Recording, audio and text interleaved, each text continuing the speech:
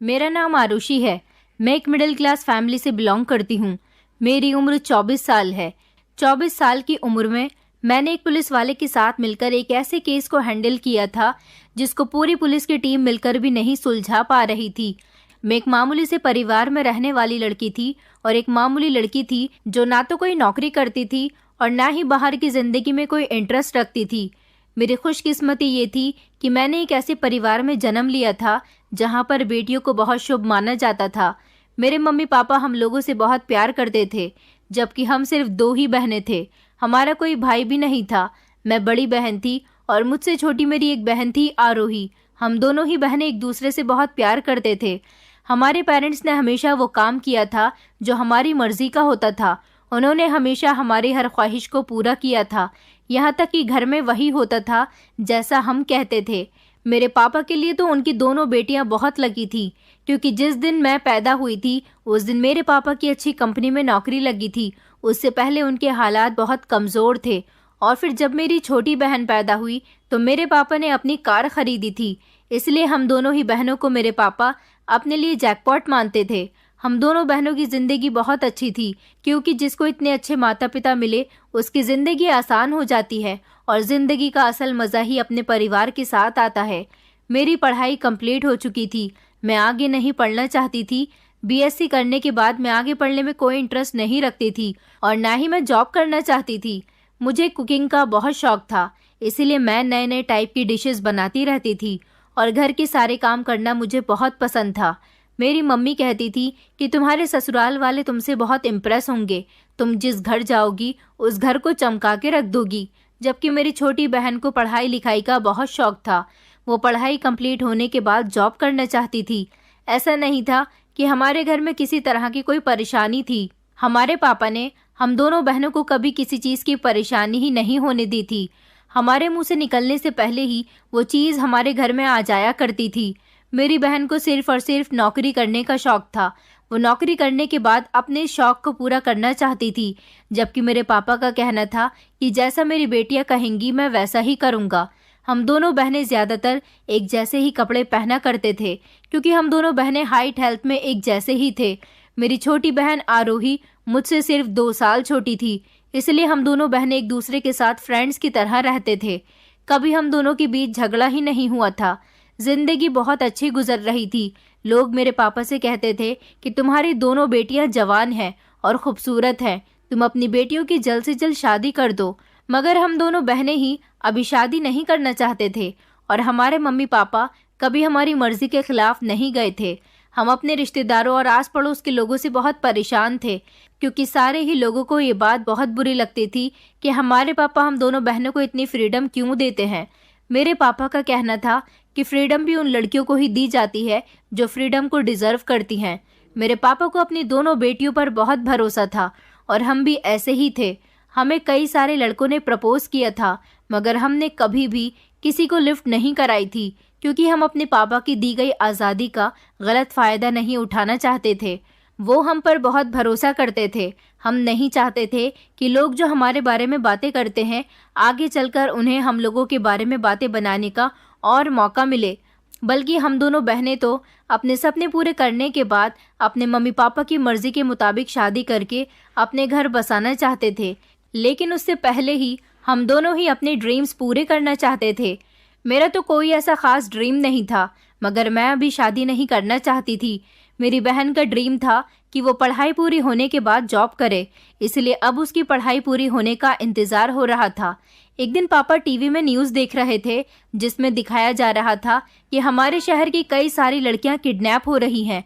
वो लड़कियां कहाँ जा रही हैं, उनके साथ क्या किया जा रहा है, इस बारे में कुछ पता ही नहीं चल पा रहा था, क्योंकि अभी तक जितनी भी लड़कियां गायब हुई हैं उनमें से कोई भी लड़की कभी वापस नहीं मिली।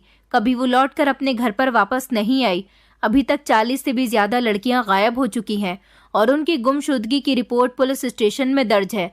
मगर पुलिस भी इस केस में कुछ नहीं कर पा रही है, क्योंकि पुलिस को अभी तक कोई सुराग ही नहीं मिला। हम लोग न्यूज़ को इग्नोर कर दिया करते थे, क्योंकि घर में न्यूज़ देखने का शौक सिर्फ और सिर्फ मेरे पापा को ही था। मम्मी और मैं सीरियल देखा करते थे, जबकि मेरी छोटी बहन को क्रिकेट देखने का बहुत शौक था। वो रात के टाइम पर क्रिकेट देखने के लिए बैठ जाती थी, जबकि मम्मी और मैं मोबाइल में अपने सीरियल देखा करते थे। क्योंकि टीवी का रिमोट कभी पापा के पास होता तो कभी आरोही के पास होता। घर में एक ही टीवी था, मोबाइल सबके अलग अलग थे, इसलिए हम लोगों को जो देखना होता था अपने मोबाइल पर देख लिया करते थे। मेरी बहन की पढ़ाई पूरी हो चुकी थी और अब उसे जॉब करनी थी, इसलिए उसने एक दो जगह जॉब के लिए अप्लाई कर दिया था और फाइनली 2 दिन के बाद मेरी बहन को एक जगह से जॉब के लिए कॉल आ गई थी। क्योंकि उसकी क्वालिफिकेशन बहुत अच्छी थी और वो बहुत इंटेलिजेंट थी, उसको आसानी से कहीं पर भी नौकरी मिल सकती थी। मेरी बहन जॉब लगने से बहुत ज़्यादा खुश हो रही थी। मम्मी और मैं भी बहुत खुश थे, लेकिन पापा कहीं ना कहीं हमें उदास नजर आ रहे थे। पापा से जब हमने उनके उदास होने की वजह पूछी तो उन्होंने बताया कि मैं आरोही की जॉब लगने से खुश हूँ, लेकिन इन दिनों शहर में जो वारदातें हो रही हैं उनसे मुझे डर लगता है। आरोही ने पापा को समझाया था, आपकी बेटी बहुत बहादुर है, आपको अपनी बेटी के लिए परेशान होने की कोई ज़रूरत नहीं है।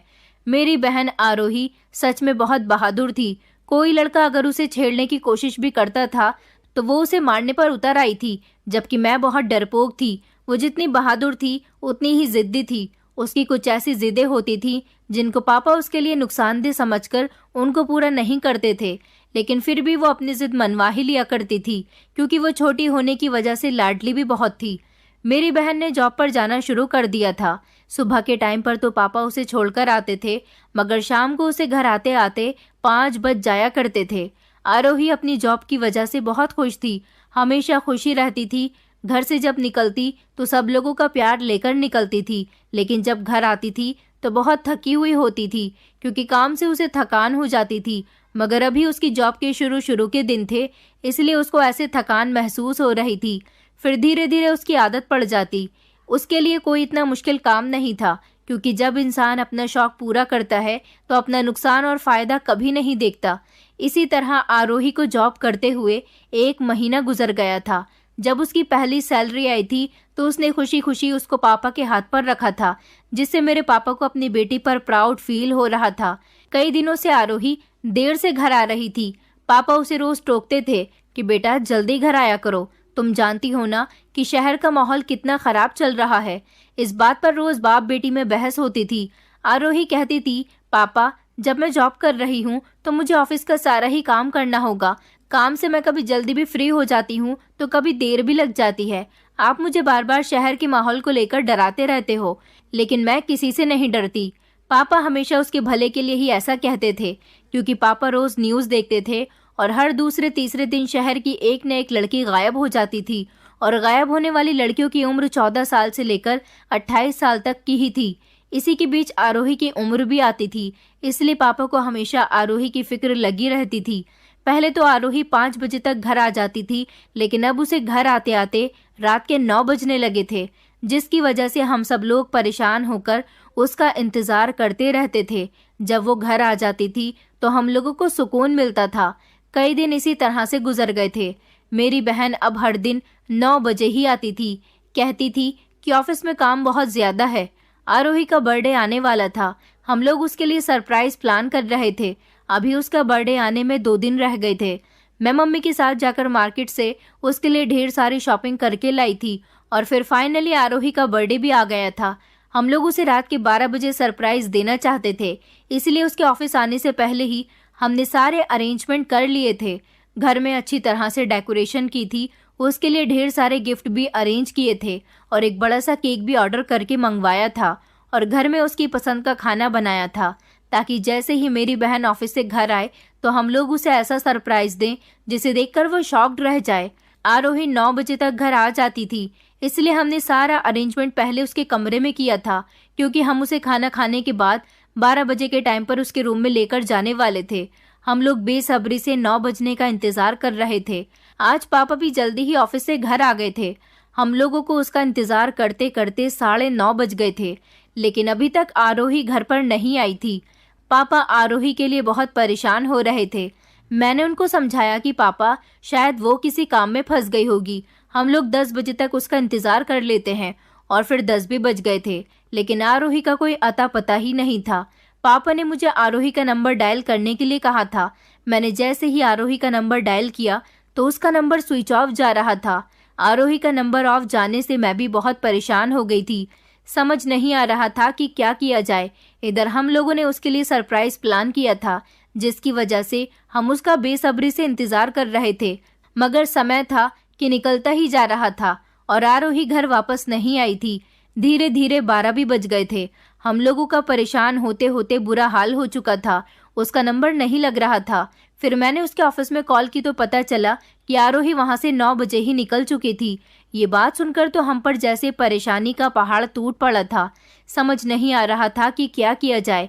आरोही के कुछ फ्रेंड्स थी जिनको हमने कॉल की थी और उनसे पूछा था कि क्या आरोही आप लोगों के घर तो नहीं आई, तो उन लोगों ने भी इनकार कर दिया था कि उनकी तो कई दिनों से आरोही से मुलाकात ही नहीं हुई है। आरोही की एक नई फ्रेंड बनी थी जो आरोही के ऑफिस में ही काम किया करती थी। मैंने उसको भी कॉल लगाई थी तो उसने भी यही कहा था कि हम दोनों घर के लिए साथ निकले थे। आरोही अभी तक नहीं पहुंची है। ये बड़ी हैरानी की बात है। पापा मम्मी दोनों ही बहुत परेशान थे, जबकि मम्मी का तो रो रो कर बुरा हाल हो रहा था। मेरी आंखों में भी आंसू आ गए थे। न जाने मेरी बहन कहाँ पर चली गई। हम लोगों ने उसके लिए जो सरप्राइज प्लान किया था वो सब ऐसा का ऐसा ही रह गया था। पापा कह रहे थे कि हमें पुलिस में रिपोर्ट दर्ज करानी चाहिए। फिर मैंने पापा को बताया कि पापा, आरोही को गायब हुए अभी 24 घंटे नहीं हुए हैं, पुलिस भी हमारी रिपोर्ट दर्ज नहीं करेगी। फिर पापा अकेले ही आरोही को तलाश करने के लिए घर से निकल गए थे। एक तरफ हम लोगों को आरोही की फिक्र हो रही थी तो दूसरी तरफ पापा की भी फिक्र होने लगी थी। इसी तरह परेशान होते होते हम लोगों को रात के 2 बज गए थे। मैंने पापा को कॉल की तो पापा ने कहा कि उन्हें आरोही अभी तक नहीं मिली है। फिर हमने पापा से कहा था कि आप घर पर आ जाओ। 1 घंटे के बाद पापा घर पर मुंह लटकाकर वापस आए थे और उन्होंने कहा था कि आरोही का कोई अता पता ही नहीं है। मैंने उसे कई जगह तलाश कर लिया मगर वो कहीं पर भी नहीं मिली। यहाँ तक कि मैं उसके ऑफिस भी होकर आया हूँ और उसके कुछ दोस्तों के यहाँ भी और अपने कुछ रिश्तेदारों के यहाँ पर भी गया था, मगर आरोही कहीं नहीं मिली। हम सब लोगों का तो रो रो कर बुरा हाल हो चुका था। पापा कह रहे थे कि जैसे ही दिन निकलता है हमें पुलिस में रिपोर्ट लिखवानी होगी। इस तरह कैसे चलेगा। मेरी बेटी न जाने कहाँ चली गई है। मैं बार बार आरोही का नंबर ट्राई कर रही थी लेकिन उसका नंबर लगातार स्विच ऑफ जा रहा था। अचानक आरोही के ऐसे गायब होने से हम लोगों में एक दहशत सी बैठ गई थी। सुबह हुई तो पापा ने आस पड़ोस के लोगों को ये बात बताई तो पापा के साथ हमारे मोहल्ले के ही कुछ आदमी पुलिस स्टेशन में चले गए थे मेरी बहन की गुमशुदगी की रिपोर्ट लिखवाने के लिए। जबकि कुछ औरतों को जब मेरी बहन के गायब होने की खबर मिली तो वो हमारे घर पर मेरी मम्मी को तसल्ली देने के लिए आई थी। साथ ही साथ उल्टी सीधी बातें भी बना रही थी। वैसे भी लोगों को बातें बनाने का मौका चाहिए होता है। पड़ोस वाली आंटी कह रही थी कि बहन माफ करना, तुमने अपनी बेटी को ज्यादा ही ढील दी हुई थी। तुम नहीं जानती आजकल का जमाना कितना खराब है। जवान लड़कियों को तो घर में बंद करके रखना चाहिए और तुम लोगों ने अपनी बेटियों को ऐसे छूट दी हुई है जैसे तुम्हारी बेटियां लड़की नहीं बल्कि कोई लड़का हो। कोई तो लड़कों को भी इतनी छूट नहीं देता जितनी तुमने अपनी लड़कियों को दी हुई थी। ये तुम्हारी छूट का ही नतीजा है। दूसरी आंटी कहने लगी, कहीं तुम्हारी बेटी किसी लड़के के साथ तो नहीं भाग गई, कहीं उसका अफेयर हो और तुम लोगों ने शादी से इनकार कर दिया हो। मेरी मम्मी रो रो कर उन औरतों की बातों को सुन रही थी, जबकि मैं अपनी बहन के बारे में ऐसी बातें बर्दाश्त नहीं कर सकती थी। इसलिए मैंने कहा कि आप लोग ये कैसी बातें कर रही हैं। अगर आप लोग किसी के दुख में शामिल नहीं हो सकती तो उसके जख्म पर नमक भी ना छिड़कें। आप लोग हमारे घर से जा सकती हैं। वो सारी ही औरतें बड़बड़ाती हुई हमारे घर से निकल गई थी और हम दोनों माँ बेटी एक दूसरे के गले लगकर फूट फूट कर रो रहे थे और आरोही को याद कर रहे थे। जैसे ही पापा घर आए तो हम लोगों ने उनसे पूछा, क्या हुआ, आरोही कहाँ है पापा। पापा ने कहा कि पुलिस ने रिपोर्ट दर्ज कर ली है। उन्हें जैसे ही आरोही के बारे में कुछ पता चलता है वो हमें ज़रूर बताएंगे। अब हमें पुलिस की तरफ से कॉल आने का इंतज़ार था क्योंकि पुलिस ने मेरे पापा का नंबर ले लिया था ताकि वो उन्हें मेरी बहन की जानकारी दे सकें। इसी तरह कई घंटे गुजर गए थे मगर पुलिस ने अभी तक कॉल नहीं की थी और न ही आरोही का कुछ पता चल सका था। हम लोगों का रो रो कर बुरा हाल हो चुका था। मैंने फैसला किया था कि मैं पुलिस स्टेशन जाकर पुलिस से बात करूंगी क्योंकि अभी तक जितनी भी लड़कियां हैं वो नहीं मिली हैं। ये सब पुलिस की लापरवाही का नतीजा है। हमारे शहर में अब तक 50 के करीब लड़कियां गायब हो चुकी हैं और पुलिस अभी तक कुछ नहीं कर पा रही है। मेरे पापा मुझे रोकने की कोशिश कर रहे थे मगर मैंने उनकी एक नहीं सुनी और मैं अपने पापा के साथ पुलिस स्टेशन चली गई थी। मैंने वहां जाकर खूब हंगामा किया था और कहा था कि आप लोग अभी तक कुछ नहीं कर रहे हैं। आप लोग नहीं जानते कि हमारी बहन के बिना हमारा कितना बुरा हाल हो चुका है। न जाने मेरी बहन का क्या हाल हो रहा होगा। पुलिस वाले कहने लगे कि देखिए मैडम, आप अकेली ऐसी नहीं हैं जिनकी बहन गायब हुई है। ऐसे न जाने कितने लोग हैं जिन्होंने अपनी बेटी और बहन को खो दिया है और उनका अभी तक कोई अता पता नहीं है। मैंने कहा, ये सब कुछ आपकी लापरवाही का नतीजा है। जब आपको पता है कि हमारे शहर में वारदातें हो रही हैं, तो आप लोगों को इन वारदातों को रोकना चाहिए। पुलिस वाले कहने लगे कि बताइए मैडम, किस तरह से रोकना चाहिए। मेरे इतना ज्यादा हंगामा करने पर पुलिस स्टेशन के बड़े ऑफिसर्स मेरे सामने आकर खड़े हो गए थे और उन्होंने कहा था कि हम जानते हैं कि हमारे शहर की बहुत सारी लड़कियां गायब हो रही हैं, इसलिए हमने मीटिंग रखी है। मैंने कहा, आप लोगों की मीटिंग करने से कुछ नहीं होगा। मुझे मेरी बहन वापस चाहिए और मैं अपनी बहन को लिए बिना यहाँ से नहीं जाऊंगी। मेरी इस जिद पर पुलिस ऑफिसर्स ने कहा था, तो फिर ये बताओ कि हम क्या करें। अभी तक उन लड़कियों का कोई भी सुराग नहीं मिल पा रहा है जो गायब हुई हैं। सिर्फ हमें कुछ लोगों पर शक है और वो किसी गैंग का हिस्सा है और लड़कियों को किडनैप करते हैं, लेकिन हम किसी को शक की बुनियाद पर अरेस्ट नहीं कर सकते। ये तो आप भी जानती हैं। मैंने कहा, तो ठीक है, आप लोगों को जिन पर शक है आप मुझे उनके बारे में बताइए। मैं वहां पर जाऊंगी और अपनी बहन को तलाश करूंगी। आखिर कौन है वो लोग और कहां पर रहते हैं। मेरी बात पर पुलिस ऑफिसर्स ने अपनी पर्सनल मीटिंग में मुझे बुलाया था, क्योंकि वो लोग मेरे अंदर मेरी बहन को तलाश करने का जज्बा देख चुके थे। पुलिस के खबरियों ने लड़कियां गायब होने पर जिन लोगों के ऊपर शक बताया था, उन सभी लोगों के एड्रेस दे दिए थे और बता दिया था कि इन लोगों पर हमें शक हो रहा है, लेकिन अभी तक हम लोग इनके खिलाफ कोई ठोस सबूत इकट्ठा नहीं कर सके जिसकी बेस पर हम इन लोगों को अरेस्ट कर सके। मैंने कहा, मैं इन लोगों के पास जाऊंगी, किसी भी तरह से उनके घर में दाखिल हो जाऊंगी और अपनी बहन को तलाश करूंगी कि वो कहाँ पर है। तो पुलिस वाले कहने लगे कि मैडम, आपको देखभाल कर ये काम करना होगा। हम आपको ये काम करने की जिम्मेदारी तो दे रहे हैं, लेकिन इस काम में आपकी जान भी जा सकती है और इज्जत भी, क्योंकि आप एक जवान लड़की होने के साथ साथ खूबसूरत लड़की भी हैं और अभी तक जितनी भी लड़कियां गायब हुई हैं वो 90% खूबसूरत और कम उम्र की लड़कियां हैं। मैं अपनी बहन के लिए हर तरह का सैक्रिफाइस करने के लिए तैयार थी। मेरे मम्मी और पापा मुझे काम करने के लिए रोक रहे थे। उनका कहना था कि हम एक बेटी को तो खो चुके हैं, हम तुम्हें नहीं खोना चाहते। लेकिन मैंने कहा था कि हमारी आरोही को कुछ नहीं होगा, मैं उसे अपनी जान पर खेलकर बचाकर लाऊंगी। अगर सच में हमारी आरोही को इन लोगों ने किडनैप किया है तो मैं उसे बचाकर लाऊंगी। पुलिस मुझे पूरा सपोर्ट करने के लिए तैयार थी। वैसे तो पुलिस में ऐसी बहुत सारी कामयाब और इंटेलिजेंट लेडी पुलिस ऑफिसर थी जिनसे वो ये काम करवा सकते थे, लेकिन ये जिम्मेदारी मैंने ली थी कि मैं अपनी बहन के लिए और दूसरों की बेटियों के लिए हर वो काम करने के लिए तैयार हूँ जिससे वो सारी लड़कियां मिल सकें। भगवान से प्रार्थना कर रही थी कि काश मेरी बहन वहीं पर हो जहां पर मैं उसे ढूंढने के लिए जा रही हूँ। अगर वो कहीं और हुई तो मेरी कोशिश नाकाम हो सकती थी। हम लोग श्योर नहीं थे कि मेरी बहन को किडनैप किया गया था। जिस तरह से शहर की बाकी लड़कियां गायब हुई थी और उनका दोबारा कोई अता पता नहीं मिल सका था, इसी तरह से मेरी बहन भी गायब हुई थी। इसलिए पुलिस को भी यही अंदाजा था कि मेरी बहन भी किडनैप हो चुकी है।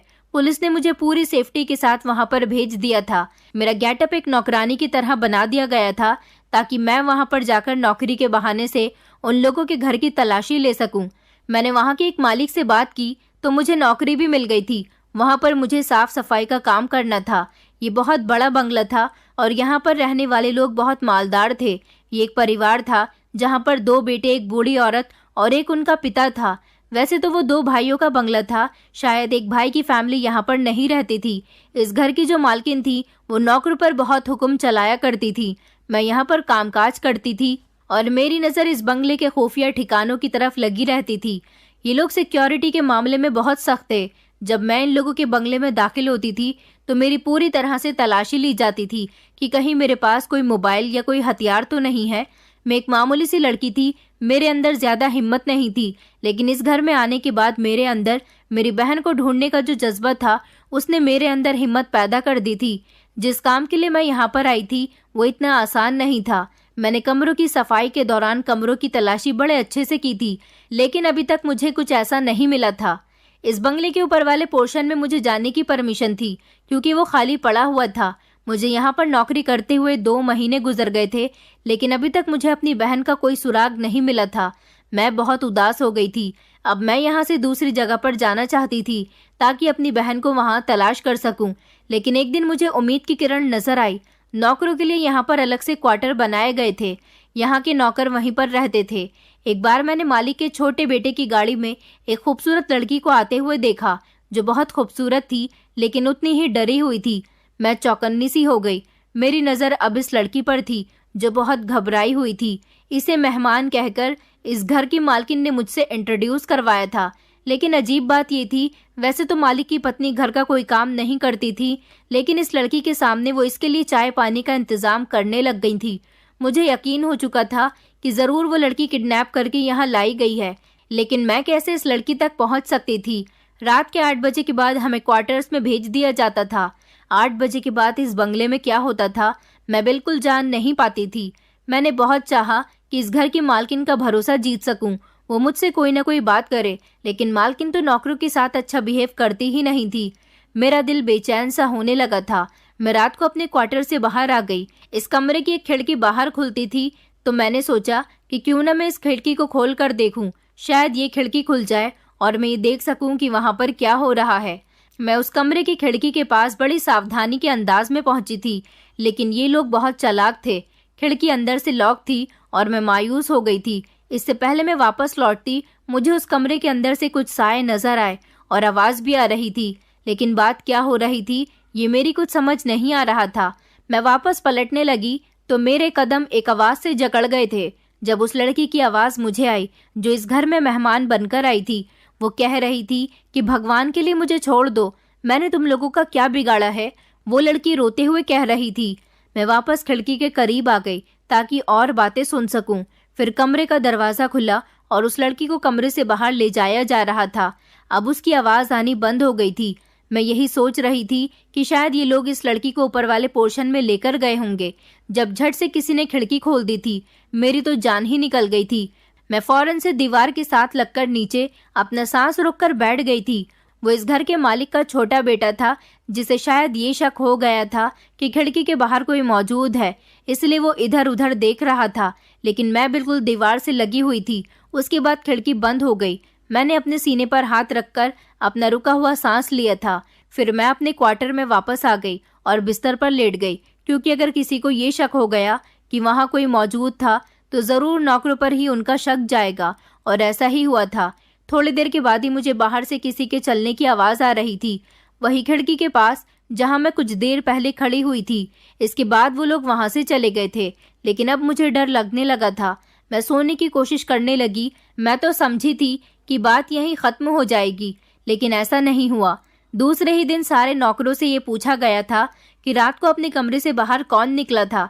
इस सवाल पर मुझे पसीने आने लगे थे, लेकिन सब लोग ही अनजान बने हुए थे, क्योंकि सभी इन लोगों के सख्त बिहेवियर को जानते थे। इसलिए रात के 8 बजे के बाद कोई भी अपने क्वार्टर से बाहर नहीं निकलता था।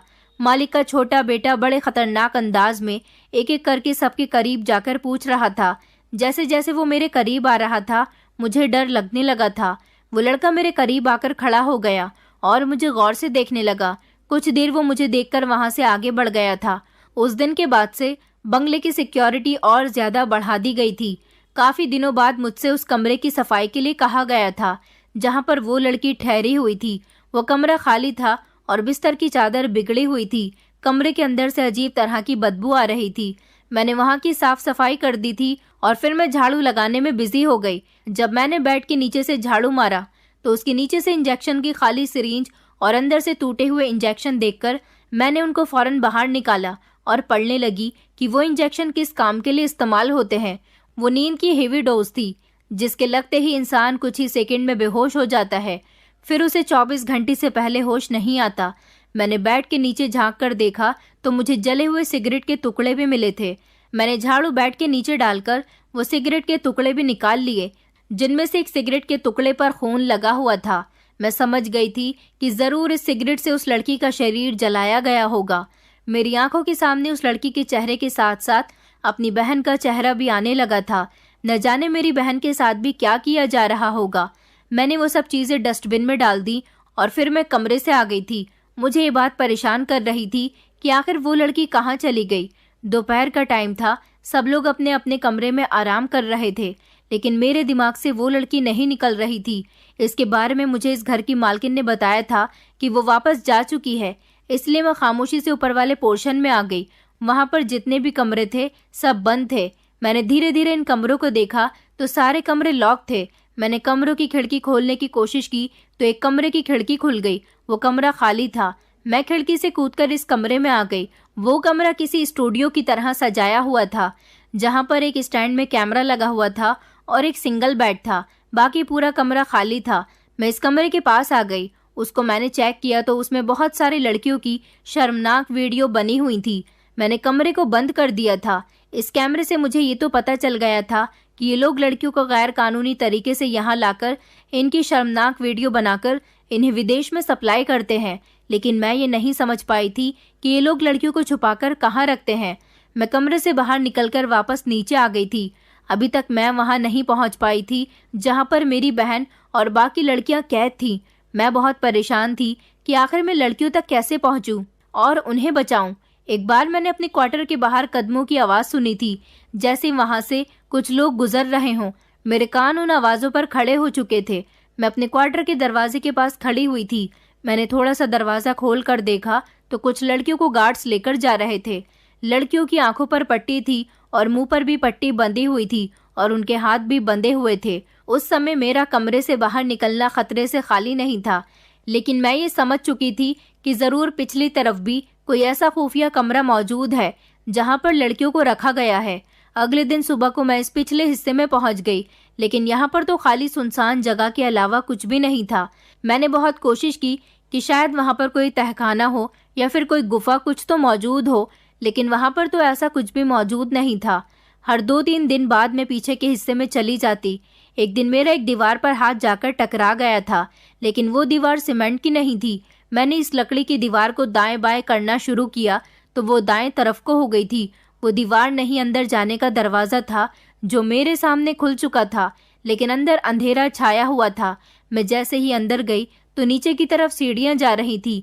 नीचे जाते ही अचानक मेरा पैर मुड़ गया और मैं सीढ़ियों से गिर गई। मैं तहखाने में पहुंच चुकी थी। मैं जहां पर पहुंची थी वहां रोशनी मौजूद थी, इसलिए जब मैंने देखा कि वहां पर बहुत सारी लड़कियां मौजूद थीं जिन्हें रस्सियों से बांधकर रखा था, मैं उन लड़कियों में से अपनी बहन को तलाश कर रही थी। इनकी कंडीशन देखकर आइडिया लगाया जा सकता था कि इन लोगों के साथ कितने अत्याचार हुए हैं। कोने की तरफ एक लड़की बैठी हुई थी जिसका चेहरा मुझे नजर नहीं आ रहा था। मैं उसके करीब गई तो ये देखकर मेरे होश उड़ गए थे कि वो मेरी बहन थी। मैंने खुशी से अपनी बहन को गले से लगा लिया था। वो भी मुझे देखकर फूट फूट कर रो रही थी। उसकी कंडीशन बहुत खराब थी। उसने मुझसे कहा, आरुषि तुम यहाँ पर कैसे आई? तो मैंने उसे बताया कि मैं यहाँ तुम्हें ढूंढती हुई आई हूँ और मैं यहाँ से तुम्हें बचाने के लिए आई हूँ।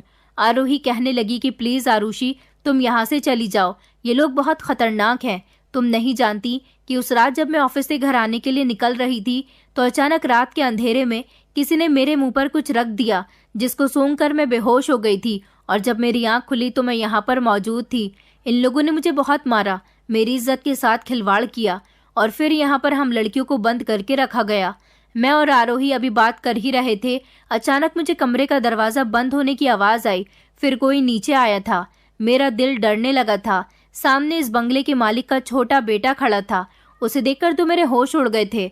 मैं पकड़ी जा चुकी थी और बिना किसी होशियारी के मैं इन लोगों के सामने खड़ी हुई थी। वो मेरे करीब आ गया और उसने झट से मेरे बाल पकड़ लिए, जिसकी वजह से आरोही की चीख निकल गई थी और मेरी भी। वो मुझसे कहने लगा कि तुम मुझे बेवकूफ समझ रही थी, तुम्हारी हकीकत तो मैं उसी समय जान गया था जब तुम खिड़की से अंदर झांकने की कोशिश कर रही थी। अगले दिन जब सारे नौकरों से मैं पूछताछ कर रहा था तो मेरा शक सिर्फ तुम पर ही था, इसलिए मैंने तुम्हारे बारे में सारी इन्फॉर्मेशन निकलवाई। इसलिए तुम्हें पूरा मौका दिया कि तुम जिस मकसद के लिए यहाँ पर आई हो तुम्हारा वो शौक भी पूरा हो सके। हमारे पूरे घर में कैमरे लगे हुए हैं, इसलिए कौन क्या करता है हम सब जानते हैं। तुम्हें मैंने इग्नोर नहीं किया था। ये सब सुनकर तो मेरे पैरों तले से जमीन निकल गई थी। फिर उसने मेरा चेहरा अपने चेहरे की तरफ करके कहा कि एक बहन तो हमारे कब्जे में पहले ही थी, दूसरी को चलकर आ गई। तुम दोनों बहनों के बहुत अच्छे दाम मिलेंगे। अब तुम देखो तुम्हारे साथ क्या होता है। इससे पहले कि वो मेरे साथ कुछ करता, मैंने उस पर हमला कर दिया। मेरे पास कोई हथियार तो नहीं था, लेकिन मेरे अंदर अपनी बहन को बचाने के लिए हिम्मत आ गई थी, इसलिए मैंने उस पर हाथ उठा दिया। उसे शायद मुझसे ऐसी उम्मीद नहीं थी, इसलिए मेरे धक्का मारने पर वो दूर जाकर गिरा। अगले ही पल उसने अपने 2-3 गुंडों से कहकर मुझे पकड़वाया। मेरे अंदर इतनी हिम्मत नहीं थी कि मैं इन गुंडों का मुकाबला करती। मेरी बहन बार बार कह रही थी कि प्लीज इसको छोड़ दो। वो आदमी तो मुझे खतरनाक आंखों से देख रहा था। तभी अचानक किसी ने मेरे बाजू पर सुई चुभो दी और फिर मेरी आंखों के सामने अंधेरा छाने लगा। मैं बेहोश हो गई। जब मैं होश में आई तो मेरे हाथ पैर बंधे हुए थे और वो सारे ही गुंडे मेरी आंखों के सामने बैठे हुए थे। मैंने उनसे कहा कि तुम बहुत ही घटिया लोग हो। तुम्हें नहीं पता कि बुरा करने वाले लोगों का अंजाम हमेशा बुरा ही होता है। मैंने चारों तरफ देखा तो मैं इस कमरे में थी जहां पर कैमरा लगा हुआ था। मेरा शरीर बिल्कुल लाचार हो चुका था। मैं इन लोगों का निशाना बन चुकी थी। सामने लगे हुए शीशे पर जब मेरी नजर गई तो मेरे होश उड़ गए थे, क्योंकि मेरे शरीर को सिगरेट से झुलसाया गया था। मैं बहुत लाचार थी। मैं बुरी तरह से रो रही थी, क्योंकि इन लोगों ने मुझे बेहोश करने के बाद मेरे शरीर से कपड़े हटाकर मेरे शरीर को सिगरेट से जलाया था और मेरी गलत वीडियो भी बनाई थी। और ये सारे ही गुंडे मेरी इस कंडीशन पर जोर जोर से हंस रहे थे। थोड़ी देर के बाद वो सब लोग मुझे इसी हालत में छोड़कर वहां से जा चुके थे। फिर कुछ देर के बाद मुझे उस कमरे में लेकर जाने लगे जहां पर सारी लड़कियां मौजूद थीं। ये लोग मुझे इस तहखाने में फेंक कर चले गए थे। आरोही मेरी हालत देखकर बहुत रोई थी। अब हम लोगों के पास रोने के अलावा कोई भी चारा नहीं था। कुछ समय के बाद इन सारे गुंडों का मालिक, जो इस घर का मालिक था, वो आया और कहने लगा कि अब काफी लड़कियां इकट्ठी हो गई हैं, इसलिए इन्हें जल्द से जल्द विदेश में सप्लाई किया जाए। वो बूढ़ा मालिक मेरे करीब आया और कहने लगा कि तुम ही हो वो लड़की जो यहाँ तलाशी लेने के लिए आई थी। तुम्हारी हालत तो ऐसी कर दी गई है कि तुम्हें सप्लाई करने के बाद हमें तुम्हारे अच्छे दाम मिलेंगे। हम लोग यही काम करते हैं। हम शहर की न जाने कितनी लड़कियों को किडनैप करके विदेश में सप्लाई कर चुके हैं और इस तरह हम लोग ढेर सारा पैसा कमा चुके हैं। और सिर्फ हम ही नहीं, न जाने ऐसे कितने लोग हैं जो हमारी इस गैंग का हिस्सा हैं। आज तक कोई हमारे बारे में पता नहीं लगा पाया। तुम भी अब यहाँ से बहुत दूर जाने वाली हो। ये आदमी इतना कहकर जोर जोर से हंसने लगा था जब अचानक पुलिस ने इस बंगले में छापा मार दिया था, क्योंकि मेरे साथ साथ यहाँ पर पुलिस वाले किसी न किसी बहाने से भेस बदलकर मेरी देखभाल करने के लिए आते रहते थे। मैं पहले ही उनसे बातचीत नहीं करती थी, लेकिन मैं इन लोगों का कहीं शिकार न हो जाऊं, इसलिए पुलिस के कुछ ऑफिसर्स भेस बदलकर मुझे देखने के लिए आते थे।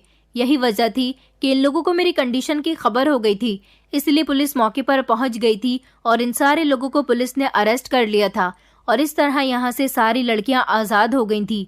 जो लड़कियां यहाँ पर मौजूद थी उन सबको उनके पेरेंट्स के हवाले कर दिया गया था, लेकिन जो इससे पहले सप्लाई हो चुकी थी उनके बारे में कोई खबर नहीं थी। मैं और मेरी बहन भी आज़ाद होकर अपने घर आ गए थे। मैंने बहुत बहादुरी का काम किया था। जो लोग अरेस्ट किए गए थे उन्होंने भी अपनी गैंग के बाकी लोगों के बारे में सब कुछ उगल दिया था और इस तरह से ये पूरा गैंग पकड़ा गया था। मुझे और मेरी बहन को मेरे मम्मी पापा ने जब देखा तो गले से लगा लिया था। मेरे मम्मी पापा मुझ पर बहुत प्राउड फील कर रहे थे, क्योंकि मैंने बहादुरी का काम किया था। और कुछ दिनों के बाद मुझे सरकार की तरफ से इनाम भी मिला था, क्योंकि इतने बड़े गैंग को सिर्फ और सिर्फ मेरी मेहनत की वजह से ही पकड़ा गया था। अब हमारे शहर की कोई भी लड़की गायब नहीं होती और सारी ही लड़कियां अपनी जिंदगी आराम से गुजार रही हैं। लेकिन मेरे पापा ने मेरी बहन का जॉब करना बंद करवा दिया है और अब हम दोनों बहनें घर पर अपने मम्मी पापा की आंखों के सामने होते हैं और एक खुशहाल जिंदगी गुजार रहे हैं। दोस्तों, उम्मीद करती हूँ आपको हमारी कहानी पसंद आई होगी। कहानी पसंद आई है तो वीडियो को लाइक करें, चैनल पर नए हैं तो चैनल को सब्सक्राइब करें और हाँ, नोटिफिकेशन बेल को जरूर दबाएं ताकि अगली अपडेट सबसे पहले आपको मिले।